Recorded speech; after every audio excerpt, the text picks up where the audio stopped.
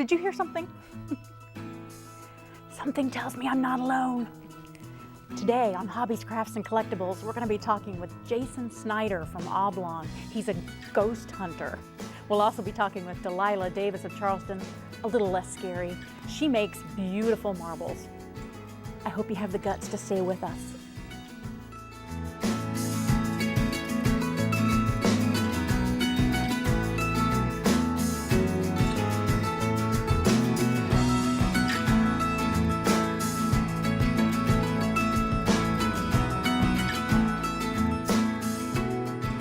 I'd like to welcome Jason Snider from Oblong to our studio today. Jason, thanks so much for coming in. Thank you for having me. Jason has a really fascinating hobby. Jason, you are a bona fide ghost hunter. Yes. That's neat.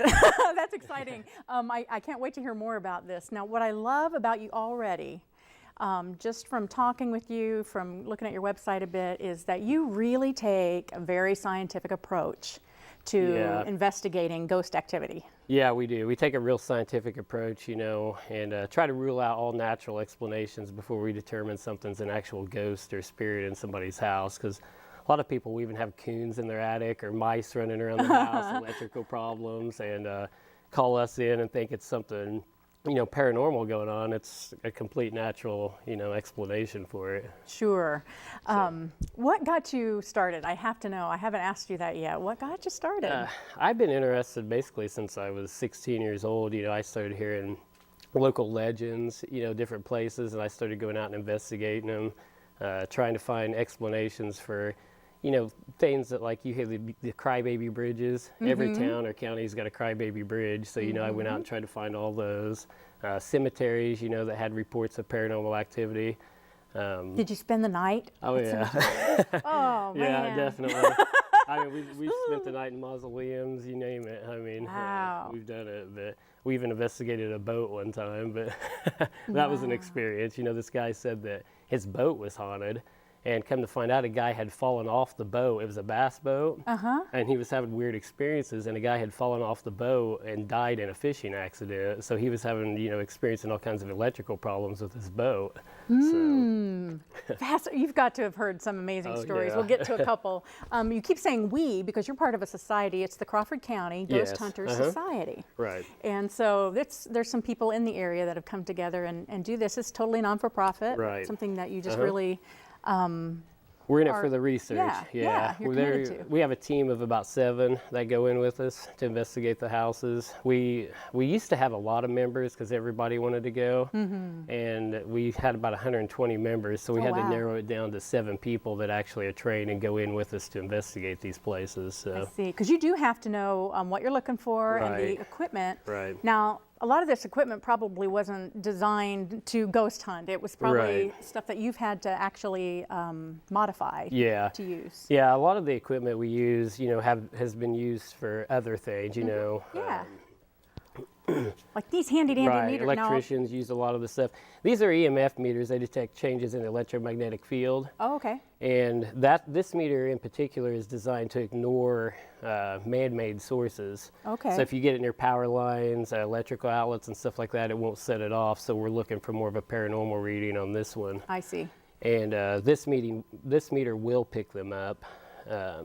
Now, why would these pick up activity? What is the theory there? The theory behind it is they generate kind of an EMF field, or they draw from an EMF source, you know, an electrical source. Like even during a lightning storm, the activity increases because they seem to pull from the energy in the air. So if you get into a place where there's power lines or something over a house, or, you know, major power lines, it seems like the area is more active. Now, you have to be careful with that because EMF sources can also cause hallucinations. So if we go into a house to investigate, that's one of the first things we look for. You know, is there a high EMF source in the house? If there's power lines over the house, you know, it could be an EMF-induced hallucination and not actual paranormal activity. So interesting. And you use video. I know you use cameras. I've gone on your website. You have a great website, CrawfordCountyGhostHunters.com, and you can see a lot more of what you do. You've got what are called EVPs. Am I saying that right? EVP, yeah. It's electronic voice phenomena. Okay. And what that is, which I brought a tape earlier and it mysteriously disappeared today. So There was a tape in here. But we do have all the voices up on our website, a lot of them, and it's electronic voice phenomenon. What happens, we take these tape players and digital recorders into a place that's haunted, and a lot of times you don't physically hear it while you're there, but upon playback, you hear voices or what sounds like whispers. I see. So, and that's probably the strongest evidence right now, I think, supporting, you know, the paranormal activity is electronic voice phenomena. Okay. Because it shows intelligence. They will actually, you'll ask a question and it will respond back to you, you know, and answer your question. So, yeah. So you catch apparitions on camera and you catch the EVPs. Now there's a story, there's an EVP we want to play, but there's a story behind it. Who's the ghost? This came from Elizabeth Betsy Reed's gravesite in down south of Palestine, Illinois. And she was the first and only woman ever hung in the state of Illinois. And it was, I believe it was May 23rd, 1845. They hung her and accused her of killing her husband with arsenic-laced sassafras tea. And the tombstone's pretty cool, because I guess if you want to call it cool, but it says on her name, they're actually buried right there together, and her name says death by hanging, and underneath is his name, and it says death by murder. Oh, interesting. So yeah, and they're kind of, so that would create a little turmoil right there. Yes. But we had the recorder out there on the anniversary of her hanging one night, and we picked up a voice, a female voice saying, "I'm innocent." And there's a big debate on whether or not she actually done it or not. So that kind of gives us evidence that she didn't. You know, why would you come back from beyond the grave to tell somebody you're innocent? Yeah, so let's play that if you can bring it up on your computer. Okay. And again, you could go on the website and hear some of this. But I think this is fascinating. Yeah, we'll see if they can hear. Yeah.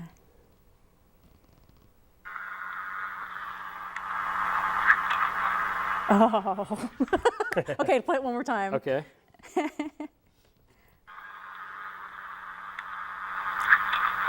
Oh, that definitely sounds like I'm innocent.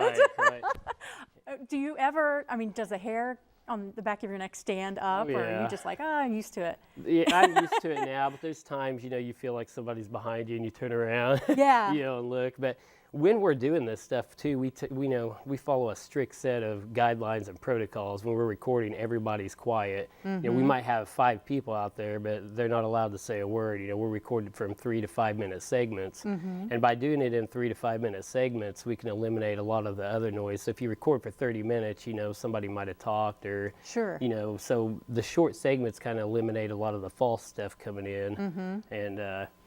But yeah, we've captured a lot of strange voices in cemeteries and. Sure. Now I wanted to talk about the house in Robinson. You went to a home in Robinson that's not standing anymore. Right. But they're going to show an image on the screen of this house and describe what we're seeing. Well, it's the Robinson Spook House, and we trace the land back to the original plot of land that started the city of Robinson. Okay. So it's an old house to begin with.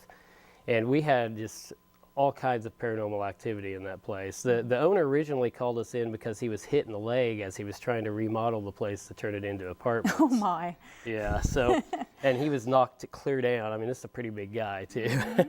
And we were snapping shots of the outside of the house one night and caught a full body apparition, which is very rare. And we tried to go back to debunk it, try to recreate it to, you know, say, hey, this isn't a ghost, you know, because I like to, you know, look at all natural explanations, you know, and try to rule out, you know, some kind of paranormal occurrence, but we couldn't find an explanation for this one. Oh, wow. And it almost looks like her eyes are glowing. I mean, it's so like, it's the lower left-hand corner, right? Right. Yes, the lower left-hand corner of the house. Yes, as you're looking at it on the screen, you'll see 2 small glowing items, and it looks like a woman in a full dress, doesn't it? Yeah, it's almost like an old-time flowy dress. Exactly. Yeah, your typical ghost. I got goosebumps when I looked at it. But now, what's your theory? Do you think these are spirits of people who've passed on, or what? Yeah, I mean, there's a lot of theories, you know, to explain why they're still here. Unfinished business, you know, maybe they didn't have something done they wanted to accomplish while they were here that's holding them here. From a loved one even, you know, they stay around until maybe they pass on. There's a lot of different theories. It seems like suicides are pretty active places too, you know, places where people have committed suicide seem to stick around a little longer. Okay. You know, it's who knows why. Do you think it's the energy left behind, or do you think it's the actual spirit of the person, or do you have a theory about that? There are what we classify as two different types of hauntings. There's a residual haunting and a traditional or intelligent haunting. Now, the residual haunting is kind of like a movie replaying itself over and over again, something that's been absorbed into the atmosphere, kind of like a battery being charged and then letting energy out over time. That's how we explain like the gunshots you hear at Gettysburg on the battlefields and stuff. You know, how could a gunshot have a soul or spirit? So that's our way of explaining, you know, maybe it's just been absorbed somehow into the atmosphere and being released as some kind of a sound, which could be some kind of scientific phenomena we don't yet know about. The other one is the intelligent haunting, where they actually react back to you, like the EVPs. If we ask a question, you know, like, can we help you? And it says yes, or, you know, something along those lines. That's what we classify as an intelligent haunting. Or if they interact with us while we're at the location, you know, maybe you get tapped or something like that. But. Now, we're here taping on WEIU's campus, and I know that you actually came to Pemberton Hall and did an investigation. Tell us about that. We actually came here one Halloween, and I believe they put it on WEIU TV for their news story one night. But yeah, there was a woman, I think she was a janitor. It's been a long time since I've researched this. I think her name was Mary or Marie Hawkins, and she was killed up on the 3rd floor. And there's a piano up there that she used to play, and we got a lot of paranormal activity near this piano, a lot of EVP activity, which I can send you, you know, even, and you can listen to, but I'd like to go back there sometime. It's a pretty active location. So. What is the most compelling evidence that you've found for the existence of ghosts? I would say the voices, you know, on tape. The photography, I mean, we've all got backgrounds in photography. I can pretty much eliminate a lot of that as being dust particles. You know, your shutter speed can cause lights to appear. So like the orbs that we see on the television shows? 90% of the stuff you see on TV is probably fake. Good to know. Yeah, but yeah, it can be caused by a slow shutter speed, dust particles, rain. I've seen shots where people are holding umbrellas and rain's coming down. They're claiming it's some kind of paranormal activity around them. But but yeah, the voices there, you can't really explain that, even as radio frequencies, you know, because it's actually talking back to you. You know, if you just got something random, I could rule that out as you picking up some kind of FM channel or something. But when you ask a question and it answers you directly, you know, that's a little harder to explain. But I think the voices on tape are probably the strongest evidence we have right now. Okay. Well, I do know one thing. You are a brave, brave soul. Much braver than I would be. Well, I appreciate you bringing this in. And again, people can go to your website and see some more evidence, see some pictures, hear some EVPs, and very fascinating. We've got a lot on our Facebook page too that's updated. It's facebook.com/Crawford County Ghost Hunters. And we've got several of our newer investigations posted up there. We do so many, it's hard to get them posted on the website. So. Sure, I imagine. Well, I want to thank you so much for bringing this in. This was definitely a fascinating interview.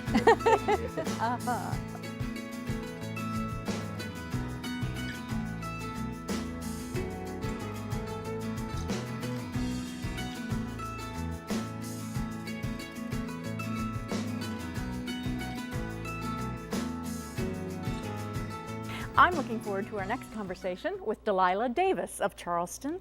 Delilah, thank you so much for coming in. Thank you for inviting And we get to do a demonstration today, so I'm pretty excited. And just for time's sake, I'm going to have Delilah go ahead and start her process. She's going to be making a marble for us today, and she has an extraordinary selection of beautiful work that I'm going to be showing you too as well. But I'm pretty excited about this. Now explain what is making the fire right now. It's called a minor burner. It's run off oxygen and propane. Okay. The oxygen feeds the propane, makes it hotter so that it'll melt glass. I see. Soft glass starts moving at like 1800 degrees. So when we start, we have to start by slowly introducing it. I see. Because if not, it'll shatter and hot glass will spray all over the place. Now you have a history of working with glass. You started by stained glass, is that right? Yes. And now we've moved into, you did some beadwork and now marbles and paperweights as well. Yes, paperweights. Very cool. So what I'm doing is just slowly heating it up to get a gather. When in a tank, You see glass blowers go in with a metal rod and they will get a gather of glass. This is the same principle, only it's gathering back on itself. But once I get a big enough gather for the marble, then I'll start introducing some other colors to it. I see. Now, in the meantime, I want to show just, this is one of the first types that you would have made, right? Right. Kind of an old-fashioned swirl marble. Right. And I'm going to see if our camera can zoom in on that a little bit. This is gorgeous, just beautiful. And I love glass. Yes. I mean, what's not to love, but it's so... Colored glass. Yeah. Well, and it's just so smooth. I like the feel of it in my hand. And look at the pretty colors in that one, blues and greens. Very nice. Go right ahead. And then we've got a couple different ones that have kind of same colors, but this looks like different techniques to me. We've got one that has these beautiful swirls of color, orange and yellow and blue. There we go. Oh, good picture. And then this one has kind of more of a speckled or mottled effect. Yes, they're both made with frit. It's just the design, and frit is little chips of glass, colored glass. But one is pulled and swirled with the lines, and the other one is just left exactly the way it is. I see. Okay, Very I'm pretty. going to introduce some color here. Oh, look at that. We'll put some white in there.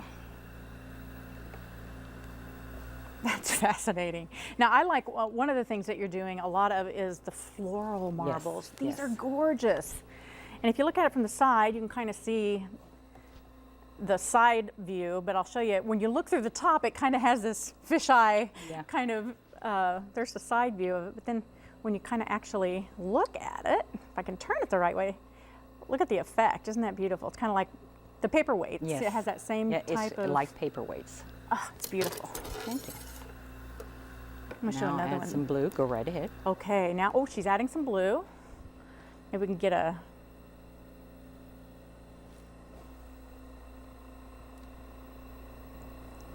Got to keep the marble itself hot so it doesn't shatter. But I just add some color.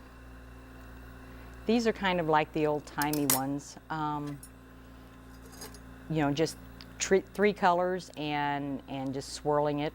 Mm-hmm.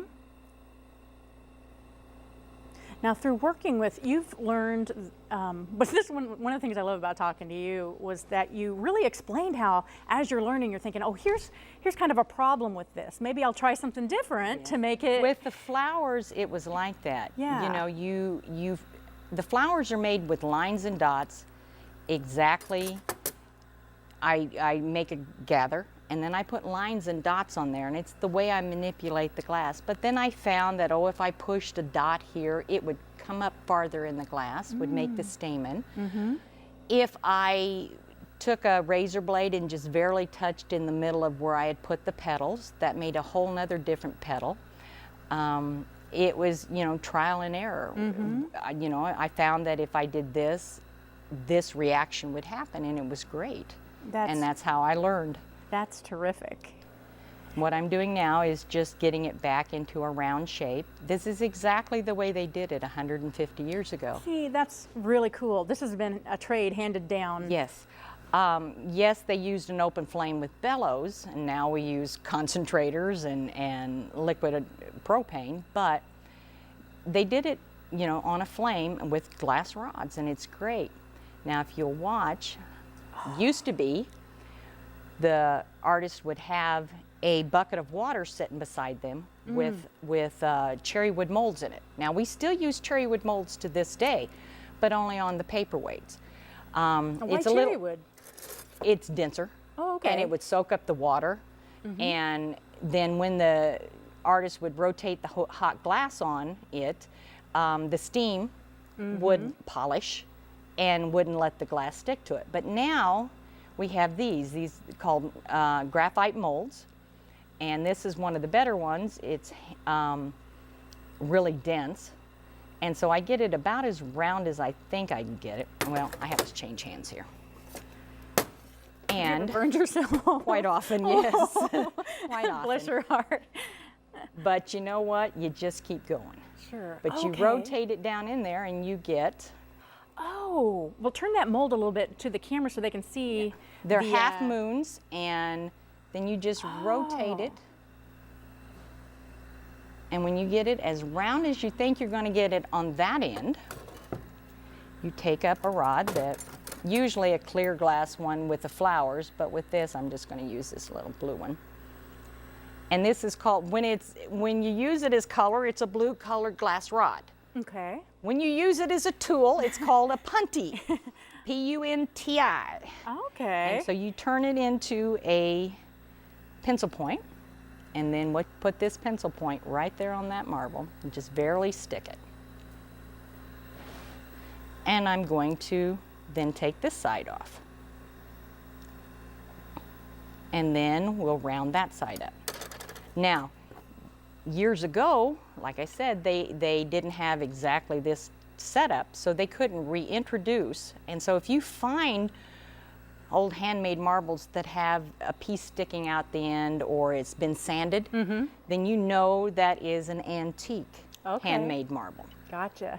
But once you get the side rounded up as best as possible, and I go to a littler one, then you take this handy dandy tool and the handy dandy butter knife. Yes, works for everything. That's great. I use a butter knife for a lot of things too. And I run it right up against that hot glass. Now the glass is like 1800 degrees. The knife is not. And it creates a stress fracture. And so if I do this right, of course you know it's not going to do. Wonderful. See, that's part of the process, isn't it, though? That you have. Yes. And you roll with it, and you can always. There you go. There it comes off. Oh, and wow, you find out where that mark is. Okay. And then you go back underneath. And like I said before, they would sand those marks off, but now we melt them back in.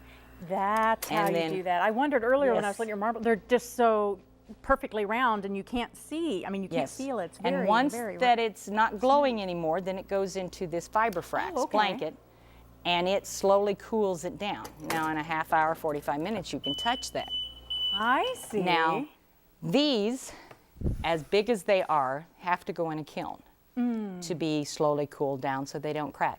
If I introduce, like there is one over there that has a CZ in it, if I introduce anything different, it has to go in a kiln. Like that? Yes, because there's different coefficients in glass. This glass is 104, but that CZ's coefficiency may be something else. And coefficiencies are the rate things contract and expand with heat and cooling. Oh, okay. And so at different rates, it will crack. I see. So that's a cubic zirconia, yes. CZ. Gotcha. That's beautiful. Thank you. And one thing I really love is these big vortex-looking marbles. Yes, that's what they're called, vortexes. I love it. Look down in there, and then I'll show you the base of this. But I love looking. Boy, sometimes I have a hard time turning that for the camera, but there we go. It's beautiful. And look at the bottoms of these. They're just works of art, Thank Delilah. you. They're just beautiful. I like this one over here too. It's got kind of a dark eggplant color and white on the bottom. And again, the vortex in the middle. These are beautiful. So when you started making marbles, what was it about it that just clicked and you said, this is something I really enjoy doing? Done stained glass for years, and I like big things. I don't like little sun catchers, and it got to be that was work. This, as you saw, in 15 minutes or to an hour like the flowers take, I can have a piece of artwork that I can carry around in my hand. Yeah. And it's instant gratification at its best. You know, people are fascinated. You turn on the torch, you have every child, everybody has to know what you're doing with that fire. And if I can go to the shows that I go to any show that I can turn on the torch and show people, this is the way they did it. This is a piece of history.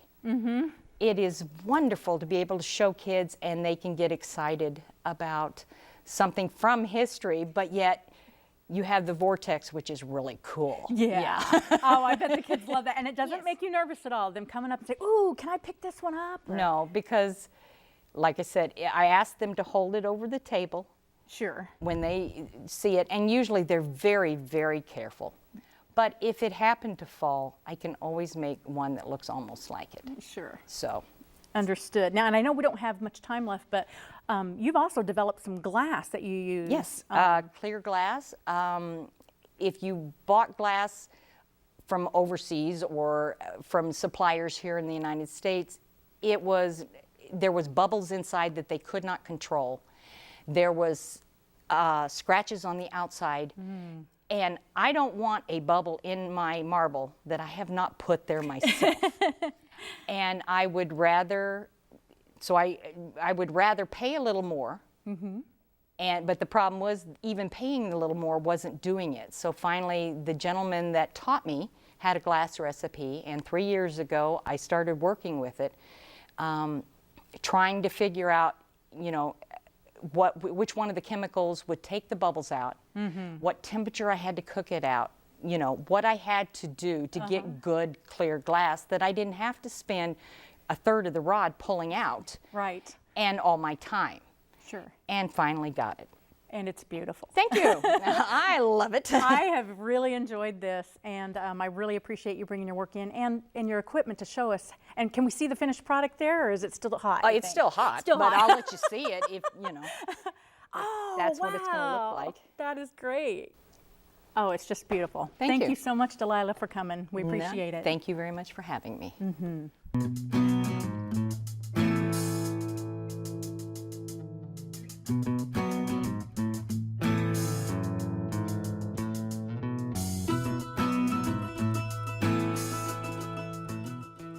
Thank you so much for joining us today for Hobbies, Crafts, and Collectibles. I hope you've enjoyed it as much as I have.